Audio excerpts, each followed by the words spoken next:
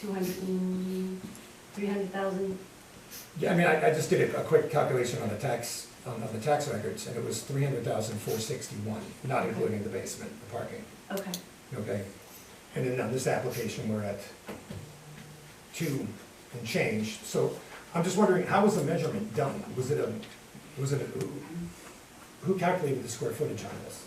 Sorry, Originally in '08, or in this application? in this application? Well, there was a note on the engineering plan, I'm not sure who actually calculated it. There was a note, there was a zoning table that had a gross floor area calculation, and then there was a note Okay. that said that. Because we're going on the applicant's information as opposed to verifying. I'm just trying to double check Well, everything. and that's actually why I proposed using the tax assessor's information, because I thought that was the best. It was town data, neutral, neutral measurements. The best data you can use is a BOMA standard of measurement, which is Building Association and Management Association of America standards. That's how properties are measured for insurance purposes, for leasing purposes, that's always been a thing, like how many square feet is it? I'm renting 10,000, I'm measuring 8, you know what I mean? Right.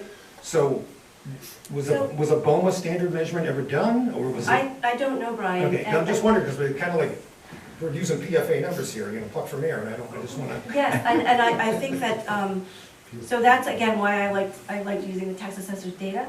However, I will say that it is, gross floor area is a defined term in the zoning ordinance, and it's everything within the 4 walls except the in-ground or enclosed parking, I think is the way it's worded.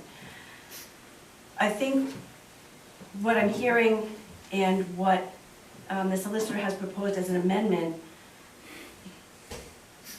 clarifies this going forward in terms of this density is going to be set by the town council, and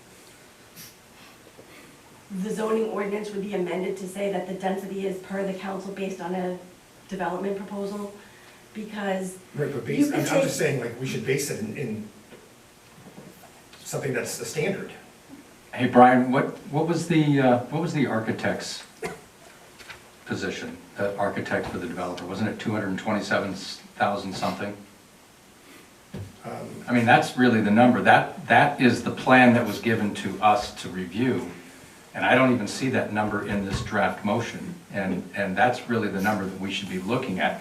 And I'm not disputing the tax assessment, but I would venture to say that the architect based his number on livable space, which is where you would derive the number of units.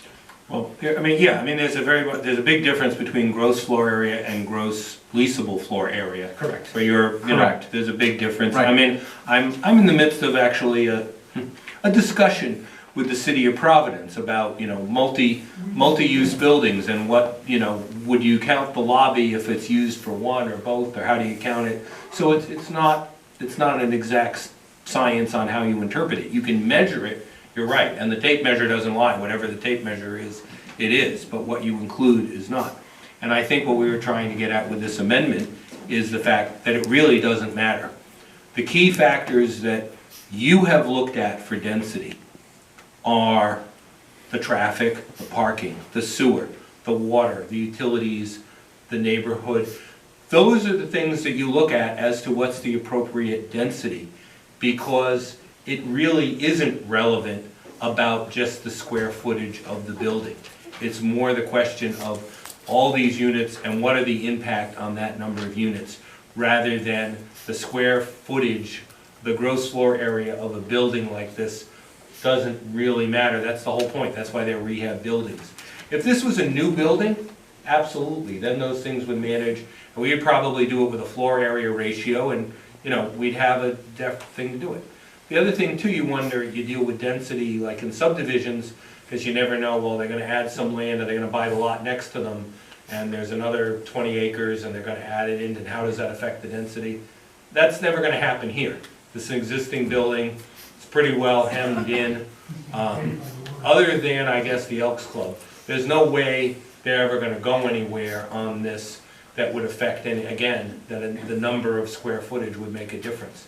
It's those other things you looked at, and we think that should be looked at appropriately, rather than just some arbitrary